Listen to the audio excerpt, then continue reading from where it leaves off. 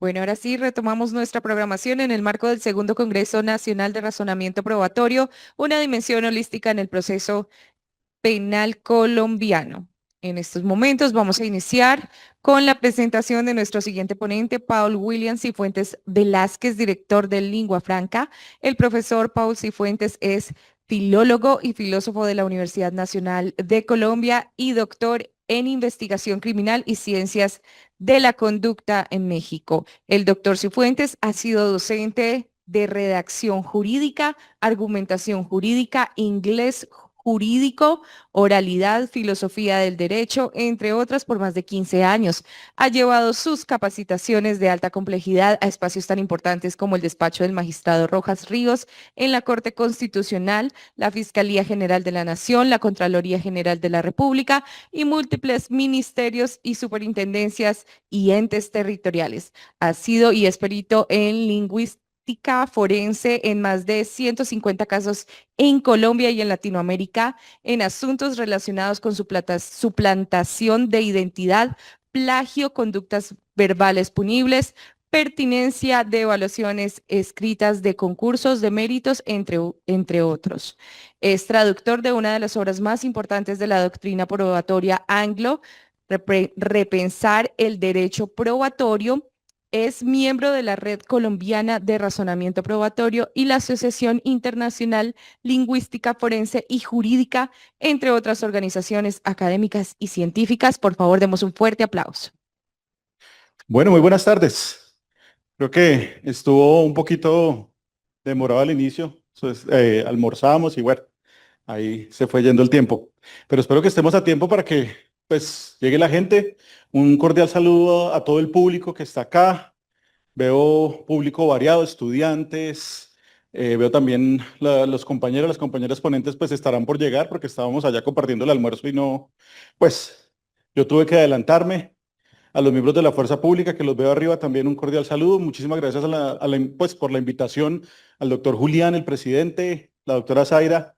También muchísimas gracias por esta invitación a este evento. Creo que este evento reviste una importancia fundamental para el debate sobre el derecho probatorio y eso que se llama razonamiento probatorio, que ahorita vamos a discutir por qué decimos derecho probatorio o por qué decimos razonamiento probatorio. Entonces, para mí era fundamental estar acá.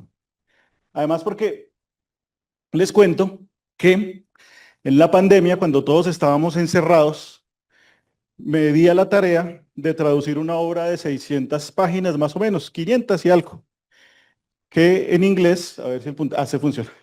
En inglés se llama Rethinking Evidence, del profesor William Twining, británico él, y en español la dejamos como repensar el derecho probatorio. Hay que tener presente también que en este ejercicio que quiero hacer hoy, quiero reivindicar la labor de nosotros los traductores, porque a veces se piensa que el traductor es como una máquina, como una inteligencia artificial, ¿cierto? Pues nosotros existimos desde antes de estas inteligencias artificiales generativas. Y se piensa que ya el traductor pasó eso por su cabeza y chao, y nos olvidamos de la autoría. El traductor es autor de la obra derivada. La obra en inglés es de autoría del profesor Twining, pero la obra en español es de mi autoría. Entonces, en esa medida, hay que reivindicar esos derechos de autor y ese trabajo que hacemos nosotros, los traductores. De alguna manera, si nos metemos en este cuento de traducir una obra tan especializada, es porque algo debemos saber al respecto. ¿Qué sucedió? Por allá, como les digo, 2020, como mayo, junio, en esas épocas en que estábamos todos encerrados, asustados, deprimidos y en fin, pues me llega una llamada de la Facultad de Derecho de la Universidad Nacional de Colombia, sede Bogotá, en la que me invitan a participar en este proyecto, precisamente porque yo venía trabajando en lo que comentó la maestra de ceremonias en mi presentación. Tengo ese doble perfil de venir trabajando en los asuntos jurídicos, pero también en los asuntos lingüísticos y por supuesto en ambas lenguas. Yo en mi pregrado soy licenciado en filología inglés. Entonces, en 2021 hicimos el acercamiento al proyecto. En 2020, discúlpenme, hicimos el acercamiento al proyecto De hecho, me empecé a leer el libro. No sabía si iba a salir el proceso, pues el proyecto, pero me interesó tanto que me empecé a leer el libro. En 2021 se trabajó la traducción. En 2022 se presentó pues ya el borrador, se hicieron ajustes, el debate, la pelea con los editores y en fin. Y más o menos hacia junio, julio de 2022 se publicó la obra.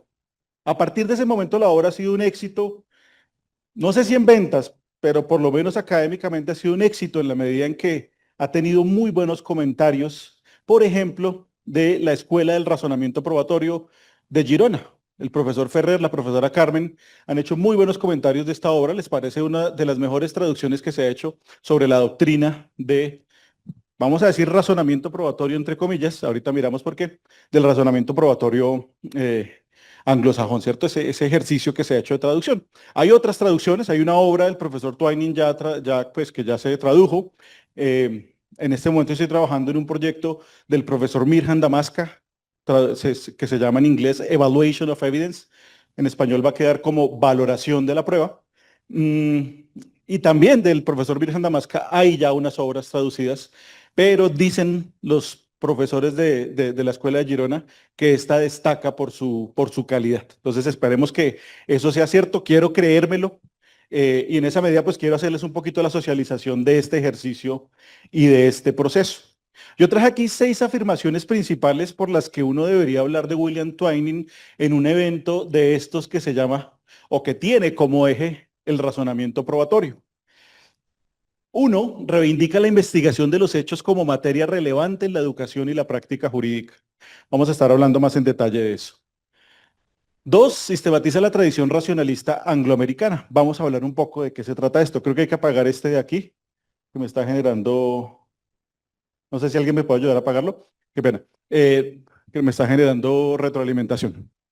Vamos a hablar un poquito, no tanto de esto. Esto es un cuento larguísimo de siglos y de decenas de autores. No tenemos tiempo, pero bueno, vamos a hacer unos comentarios generales sobre cuáles son las tendencias y las visiones de esa tradición racionalista angloamericana.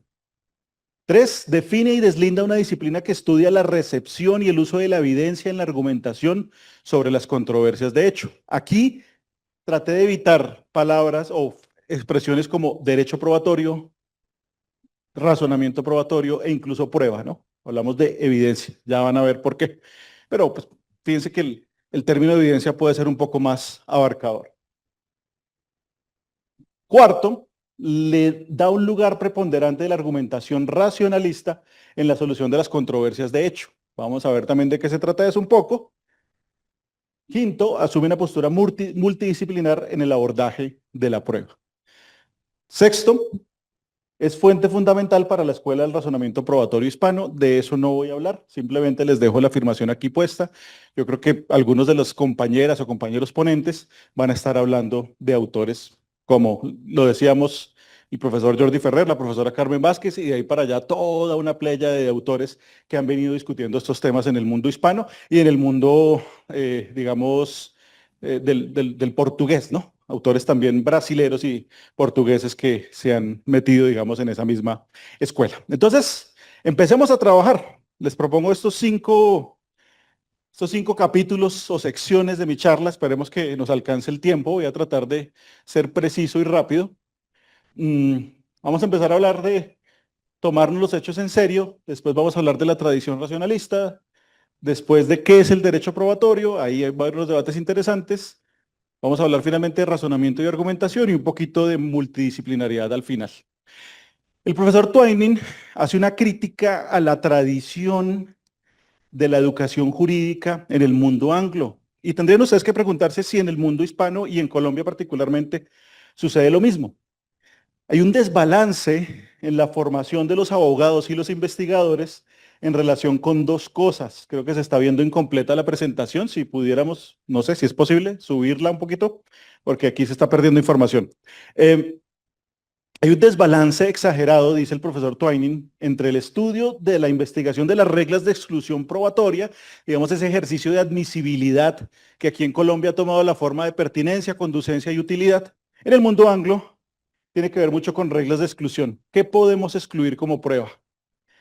Y, insisto, se trabaja mucho en esto, pero muy poco en la investigación concreta de los hechos. ¿Qué es eso de la investigación concreta de los hechos? Pues bueno, hay dos autores relevantes que menciona el profesor Twining, Jeremy Bentham y John Henry Whitmore, quienes fíjense, desde el siglo XVIII ya hacían la crítica en ese sentido. El del derecho probatorio nos la pasamos estudiando reglas de exclusión probatoria y muy poco estudiamos de la investigación de los hechos.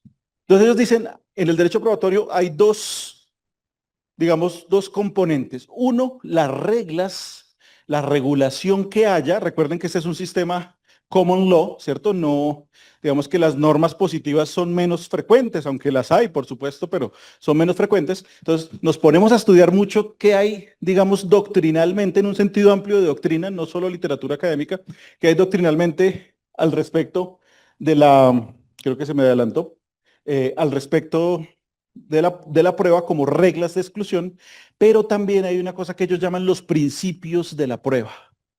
Esos principios de la prueba para estos autores implican ya desde el siglo XVIII una visión holística. Por eso aquí llamamos el Congreso una dimensión holística en el proceso penal colombiano. Ellos ya venían proponiendo esa dimensión holística y decían, hay que estudiar también los principios de la prueba. ¿Y qué es eso de holístico? Uno de los ponentes esta mañana decía, creo que el decano, me parece, cuando hacía la introducción, decía que esa palabra era un poquito rara y de pronto difícil de comprender. Vamos a ponerle contenido a esa palabra. ¿Qué quiere decir que se analice la admisibilidad probatoria y se valore la prueba desde un punto de vista holístico? El punto central es, estos autores dicen, hay que estudiar los principios de la prueba. A eso debería dedicarse mucho más el estudio del derecho probatorio. El profesor Twain entonces propone una disciplina, una práctica, que en inglés se llamó Evidence Proved and Fact Finding, y que en español la dejamos como investigación, evidencia y prueba. Más adelante vamos a ver las discusiones de por qué los términos quedaron así en español.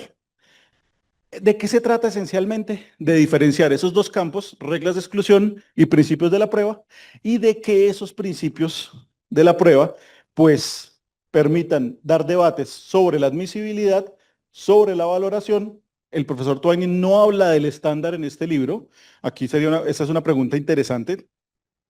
No me voy a meter con esto porque pues, es amplio y insisto, pues se sale de la ponencia, pero de alguna manera esos principios de la prueba también tendrían que ser relevantes en la aplicación del estándar. Fíjense que aquí están los tres momentos probatorios de los que habla el profesor Jordi Ferrer, ¿cierto? La conformación de los elementos de juicio, dice él, que nosotros lo podemos traducir como admisibilidad, la valoración de esos elementos y la aplicación del estándar. Pero bueno, no me voy a meter con el profesor Ferrer, como les digo, porque estamos hablando aquí de Twining. Entonces, ¿qué sucede? Dicen sobre todo estos autores, y por supuesto Twining lo refuerza, en la admisibilidad tiene que, más allá de las reglas que estén positivas o no, lo que necesitamos es que veamos la vocación, digamos, evidencial, la vocación probatoria que tiene el factum probans en relación con el factum probandum. Dicho en lenguaje coloquial, esa evidencia que se quiere presentar para algún hecho, bueno, diría el profesor Twining, para una proposición fáctica, ¿cierto? Que bien puede ser fáctica en el sentido estricto, es decir, que la corroboramos directamente con evidencia empírica, evidencia física, o que puede ser una proposición fáctica, pero hipotética, digamos una hipótesis fáctica, ¿cierto? Esas inferencias que se hacen sobre los hechos pasados o presentes y que no podemos corroborar directamente porque no tenemos los medios para ello. Entonces dice, allí el debate en la admisibilidad tiene que estar dada por ese lado. En inglés hablan mucho de la relevancia para hablar de lo que nosotros llamamos pertinencia, conducencia y utilidad. Y por otro lado, en la valoración, pues él dice tiene que darse el debate sobre el grado de corroboración. Y de nuevo sale aquí el enfoque holístico. ¿Qué es el enfoque holístico? No es otra cosa que incluir disciplinas distintas al derecho o digamos tanto la doctrina jurídica interna como a lo que esté, digamos, consagrado positivamente o en el precedente judicial, incluir estas otras disciplinas. La lógica y la epistemología, por ejemplo, la computación, las matemáticas, la estadística. En esta época que escribió estos ensayos, el profesor Twining no estaba de moda la inteligencia artificial generativa, pero pues él habla de lo que de lo que llamábamos en esa época los algoritmos de aprendizaje de máquina y los sistemas expertos. Y dice, ahí hay un campo importante de investigación. Incluimos la psicología. Recuerden que la psicología ha sido muy importante en toda esta tradición racionalista. Hay mucho debate sobre la psicología del testigo, la psicología del testimonio y cosas de esa naturaleza. Los estudios del lenguaje no lo mencionan con ese estricto término el profesor Twining, pero él habla de la gramática, la oralidad, la escritura. Y después de eso nos dice las ciencias forenses. Todas las ciencias forenses tienen que aportar al estudio de la prueba. A eso es a lo que el profesor Twining le llama un enfoque holístico, si lo queremos poner en palabras muy sencillas. No sé si los autores de esta consigna lo pensaban en esos términos, pero digamos que el papá del asunto lo pone en esos términos. El profesor Twining, recuerden, es diría yo, uno de los autores más importantes, si no el más importante, de esta tradición racionalista angloamericana, y en esta obra pues la sintetiza toda. Eso por la primera parte. Entonces, el mensaje claro de Twining es, hay que tomarse los hechos en serio, hay que estudiar los hechos como hechos y no como fenómenos jurídicos. Claro, van a vincularse a un proceso jurídico, pero eso ya es otro asunto, otro cuento, digámoslo de esa manera. Pero hay que acercarse a los hechos a partir de las herramientas que la ciencia, la filosofía y la academia en general nos ha dado. El segundo punto, el de la tradición racionalista, espero ir con buen tiempo, tiene que ver con esa manera en la que él sintetiza todo ese trabajo de decenas de autores durante siglos para llegar a lo que conocemos hoy como el racionalismo, digamos, no voy a decir razonamiento probatorio, sino el racionalismo angloamericano. Él hace una cita muy interesante de este autor, de Thayer, fíjense, 1898 es la cita de esa época, y dice, lo que antes se probaba por el método de la fuerza o siguiendo una mecánica formalista, ahora se intenta por el método de la razón. Yo creo que con esta cita sintetiza claramente el enfoque racionalista angloamericano. Y es, ya no vamos a seguir el método de la fuerza. Él utiliza mucho la parábola, cuenta cuentos, echa unos cuentos ahí en el libro para ilustrar cosas. Utiliza, de hecho, en este caso una parábola de Ricardo III. No me sé tanto Ricardo III, entonces quiero presentarles otra. El gran escritor Arthur Miller, en los años 60, por allá en la época del macartismo, escribió una obra que en inglés se llamó The Crucible y en español se llamó Las Brujas de Salem. ¿Recuerdan ustedes? Eso es famosísima, hay película, hay serie, en Los Simpson hay versión, bueno, todos lados. Y decían que si la mujer que ponían en la hoguera era bruja, iba a salir volando. Y si no era bruja, Dios la salvaría. Y se moría, si se moría, pues era voluntad de Dios también, ¿cierto? Esa era la prueba por la fuerza. ¿Mm? Entonces, cosas como esas mencionaba el profesor Twining. Pues de hecho eso era lo que pasaba, se suponía que eran juicios y condenaban a estas mujeres a la hoguera y la prueba era esa. Así de sencillo. Y por otro lado viene el asunto de la mecánica formalista. Esto es fundamental porque creo que es una de las concepciones, digamos, más arraigadas en nuestro mundo continental. Y es esa visión formalista de la lógica formal, de la lógica aristotélica. Esa creencia o postura, si se quiere hasta ideológica, de que con la deducción se agota el razonamiento jurídico. Y pues vamos a ver que la deducción es supremamente limitada. De hecho, el racionalismo probatorio angloamericano es predominantemente inductivista. Ya vamos a verlo. Entonces, a eso se refiere cuando habla de la mecánica formalista, ¿no? El clásico silogismo. Si P, entonces Q, confirmamos P, concluimos Q y chao. Ese fue nuestro razonamiento. Pues no es tan sencilla la vida como eso. Bueno, no voy a hablar de esto porque aquí sí nos podemos quedar toda la tarde, a hablar de cada uno de los autores que ha aportado a la tradición racionalista.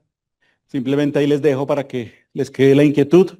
De pronto si quieren tomarle fotico ahí a los nombres de los autores, esto es, como les digo, es una playa de autores, toda una seguidilla por siglos. Fíjense, tenemos como 3, 4 diapositivas. Pero en conclusión, las visiones que tienen, las visiones sobre la prueba o sobre lo que podríamos llamar derecho probatorio, razonamiento probatorio, ya vamos a ver, pues podrían estar resumidas aquí en este mapita. De pronto no voy a mencionarlas todas para no demorarme tanto. Eh, Primero, el debate constante durante los siglos, 3 siglos más o menos que resume el profesor Twining, es si el derecho probatorio angloamericano consiste en una serie de restricciones dispares a la libertad probatoria.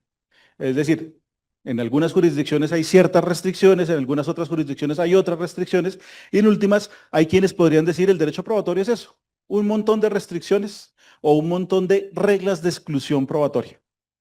Y ahí viene el debate. Pero, por supuesto, muchos de estos autores no van a decir, pues no, no podemos limitarnos a decir que esto es el derecho probatorio, porque estaríamos solo hablando de una parte, que son las reglas de exclusión. Y hay otra parte que son los principios. ¿Se acuerdan de los principios? El enfoque holístico.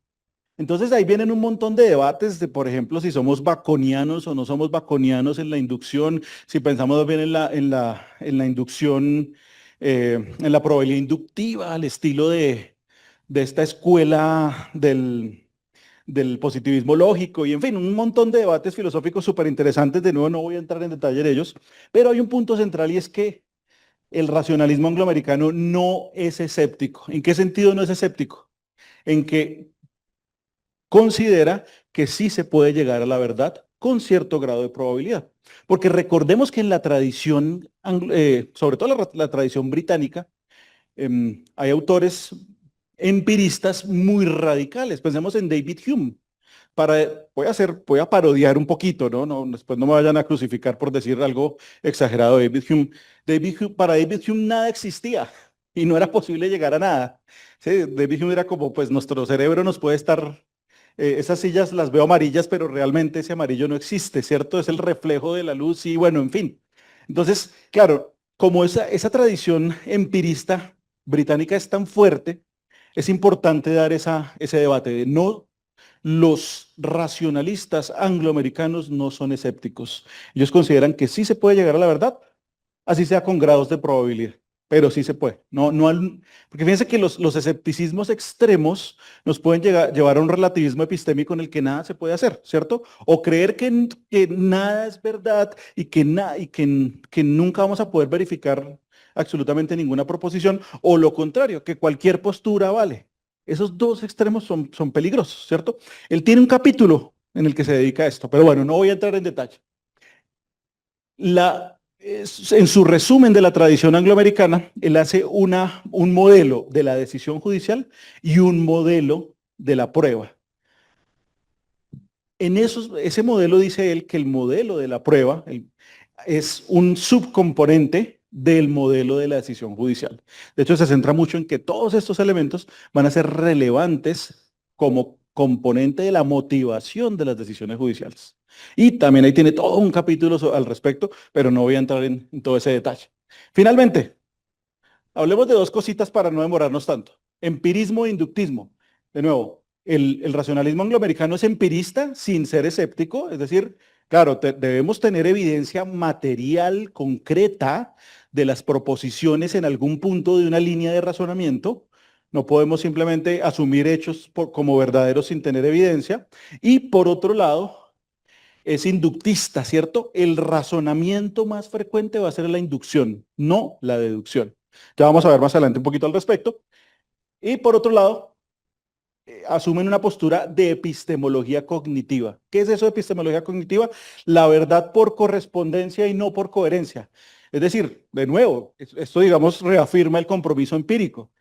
Pues en algún punto debemos verificar que lo que estamos formulando en nuestras proposiciones fácticas existe en el mundo real. Y no solo la coherencia en el sentido de que, y digamos, hay enfoques probatorios en ese sentido, si todo es coherente, aunque no haya evidencia empírica, pues hacemos una valoración positiva de los hechos, ¿cierto? Si, por ejemplo, los testimonios son coherentes. X vio a Y haciendo tal cosa y P vio a Y haciendo tal cosa y J vio a Y haciendo tal cosa. Ah, bueno, todo el mundo es coherente, pero nunca tenemos una evidencia directa. Él dice, pues eso no puede suceder. Sí tiene que haber una visión cognitivista de la epistemología, es decir, la verdad se tiene que encontrar en el mundo real. Bueno, de ahí para allá hay un montón de debates, pero no voy a entrar en todos esos detalles.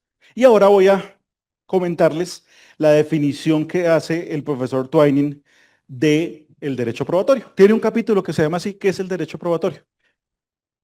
Primero cita a Thayer en estos términos. El derecho probatorio son las limitaciones artificiales a la investigación libre y a la razón ordinaria bueno, aquí quedó un error, en el proceso de argumentar y justificar las decisiones sobre tales controversias.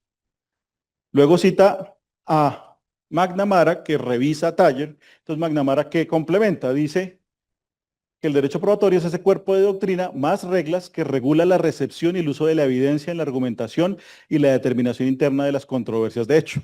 Dice el profesor Twining que estas definiciones de todas formas siguen siendo limitadas. Claro, ambas digamos, trabajan tanto las reglas de exclusión como los principios de la prueba, pero no son suficientemente claros. Entonces el profesor Twining dice, el derecho probatorio tiene que estudiar 4 cuestiones. ¿Cuáles son esas 4 cuestiones? Las que estamos viendo en pantalla en este momento. 1. ¿Qué hechos pueden presentarse como o considerarse como evidencia? ¿Quién debe presentarlos? ¿De qué proposiciones no se necesita presentar evidencia? ¿Y ante quién deben presentarse esas proposiciones fácticas? Siempre es importante establecer esa diferencia, ¿no? Una cosa son los hechos materiales en la vida real y otra cosa son las proposiciones, ¿no? Entonces aquí vamos a estar hablando constantemente de las proposiciones fácticas, digamos que en principio describen esos hechos, pero tienen grados de probabilidad de verdad. Por eso hablamos muchísimo de un enfoque inductivo. Aquí podemos quedarnos también toda la tarde hablando de estos detalles, pero digamos que aquí tenemos una definición, digamos, más o menos genérica, más o menos precisa, de qué es lo que considera el profesor Twining el derecho probatorio.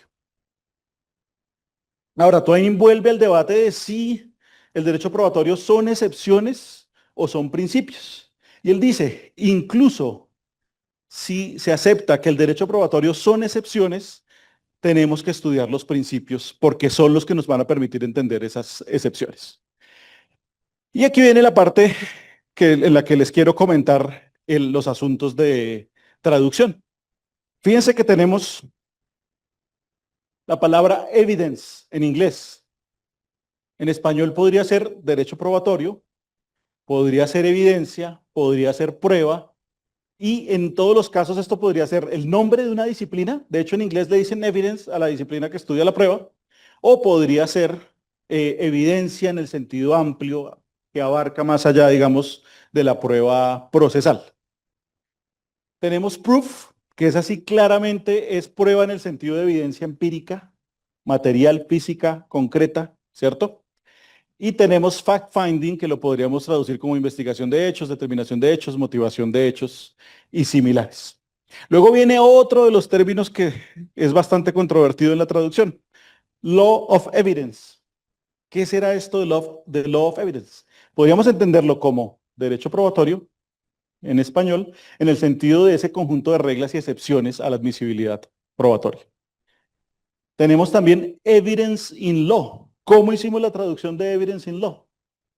Derecho probatorio como práctica, lo que el profesor Twining llama la IEP o la EPF en inglés, podría ser la práctica probatoria y podría ser aquí con interrogantes lo que se denomina razonamiento probatorio. Pero ahora entonces vamos a ver aquí más adelantico cómo entendemos razonamiento probatorio. Primero veamos derecho probatorio para poner los dos términos. El derecho probatorio podría ser ese conjunto de reglas y doctrina que regulan la actividad probatoria. Podría ser un enfoque clásico en el estudio de la prueba y es donde empiezan a oponerse los términos derecho probatorio y razonamiento probatorio. Y podría ser una ideología clásica al respecto de la prueba, ¿cierto? Una visión sobre esa práctica probatoria, digamos, en términos de movimiento intelectual. Ahora veamos razonamiento probatorio. Podría entenderse como el ejercicio del razonamiento en la práctica probatoria, ¿cierto? Lo que hacen quienes discuten las controversias de hecho. Podría entenderse como ese enfoque racionalista en el estudio de la prueba, digamos, donde estarían ubicados los de la Escuela de Girona, por ejemplo. Y en todo caso, una ideología, un movimiento intelectual que yo lo llamaría más un racionalismo probatorio. Ahí es donde se matricula Twining, más que en un razonamiento probatorio, en un racionalismo probatorio, en defender el razonamiento en el ejercicio de las controversias de hecho. Y entonces, ¿por qué decir razonamiento probatorio o por qué decir derecho probatorio? Pues es una declaración de principios. Aquí cuando en el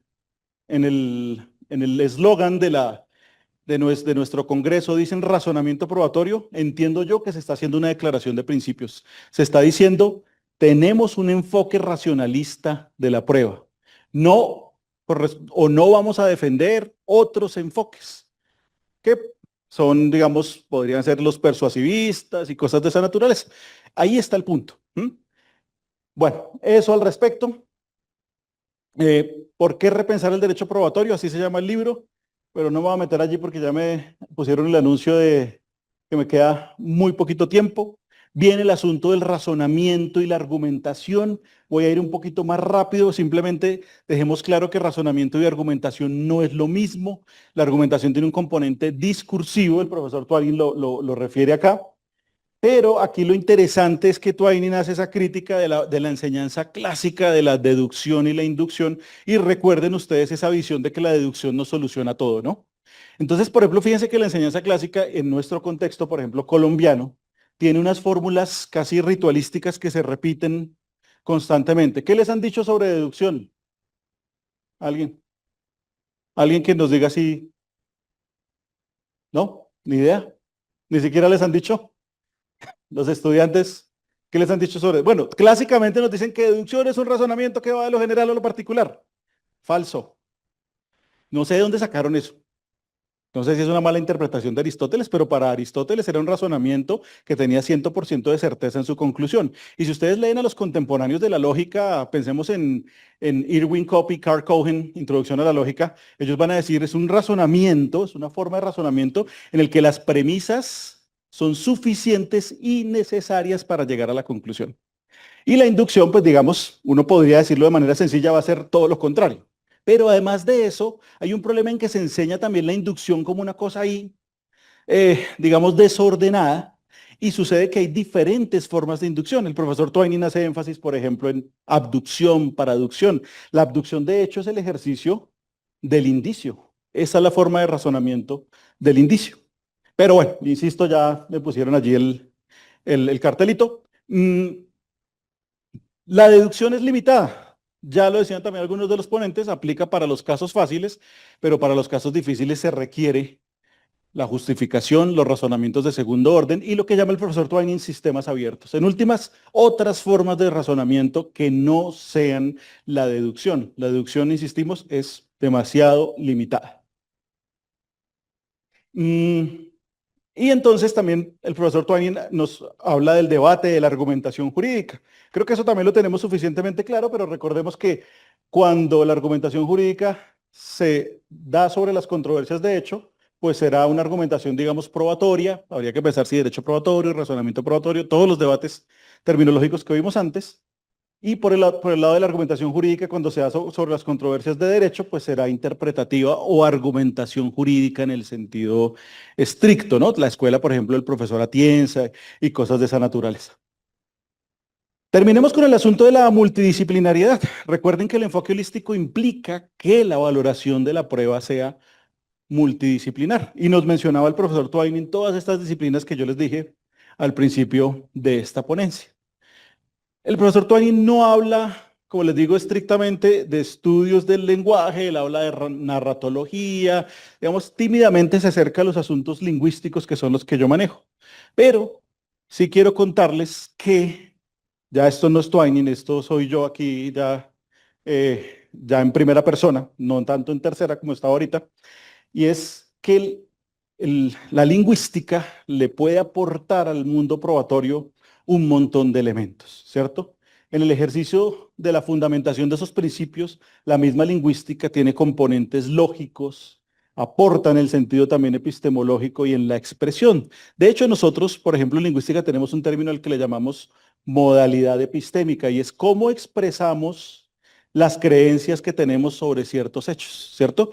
Uno puede decir, es probable que haya pasó esto, estoy 100% seguro de que pasó esto, y eso tiene unas implicaciones interesantes, tanto en la admisibilidad como en la valoración probatoria.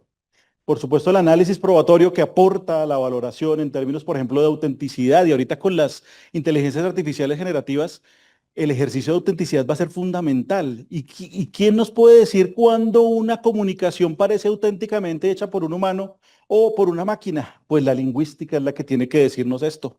La ciencia del lenguaje nos va a decir, bueno, qué probabilidad hay de una cosa o de otra. Ya hace poco, una profesora española muy conocida en el mundo de la lingüística forense, Sheila Queralt, con su grupo de investigación, publicó un artículo en el que demuestra que esos algoritmos para identificar, o sea, unas IAs que supuestamente identifican otras IAs, pues son demasiado limitados, ¿no? Son un algoritmo incluso ahí que es totalmente oscuro, no sabemos qué es lo que está haciendo, cómo funciona, y en esa medida entonces, pues la lingüística va a tener mucho que decir. Y por supuesto, se ha hablado mucho de la psicología del testimonio, pero nos falta hablar mucho más de la lingüística del testimonio, que es un caso especial, digamos, de análisis lingüístico, pero allí hay mucho que decir en términos de plausibilidad, credibilidad, naturalidad. Eso también nos va a aportar en el ejercicio de valoración probatoria. En Colombia hemos avanzado muchísimo. Aquí está el doctor Mauricio Pava, que fue el primer creyente de la lingüística jurídica en Colombia.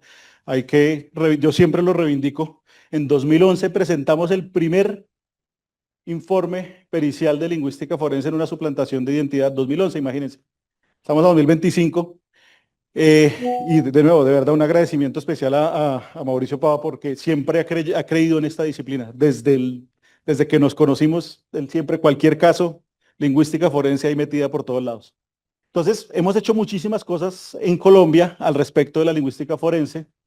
eh, Ejercicios de suplantación de identidad, como el que les comentaba, plagio, conductas punibles como el pánico económico, la administración desleal, identificación de falsedades ideológicas, otras conductas punibles como el hostigamiento, el acoso, la amenaza, la identificación de anónimos en amenazas, por ejemplo, el análisis del testimonio que ya les venía contando, similitud entre marcas, interpretación contractual y digamos de disposiciones, incluso normativa, comparación de voz en términos fonéticos, perfilamiento de autores. Incluso hemos investigado en asuntos de prevaricato para determinar cuándo puede haber una intención abierta de fallar en contra, manifiestamente en contra de la ley. Y en un ejercicio de valoración probatoria súper interesante, en el caso del expresidente Álvaro Uribe, allí obraban dos transcripciones de una conversación que se dio en La Picota entre Diego Cadena, Juan Sebastián Monsalve y Pardo Hache. Entonces, una transcripción decía, por ejemplo, que uno de los hablantes le decía al otro, yo le puedo ofrecer una chocolatina. Y la otra transcripción decía, pues estoy parafraseando un poquito, ¿no? Yo le puedo ofrecer un puesto en una clínica. Fíjense la diferencia. Entonces, un transcriptor entendió chocolatina y el otro transcriptor entendió un puesto en una clínica. Claro, la grabación era de muy mala calidad y casi que cualquier cosa podría suceder. Pues el ejercicio mío fue identificar qué dijeron en esa reunión o cuál de las transcripciones parecía más plausible. Fíjense aquí el ejercicio que impacta tanto la vocación, evidencia la vocación probatoria que puede tener esa grabación, como la valoración concreta de los hechos en términos de qué tan corroborado puede estar que se estaban haciendo ofrecimientos o no a un testigo.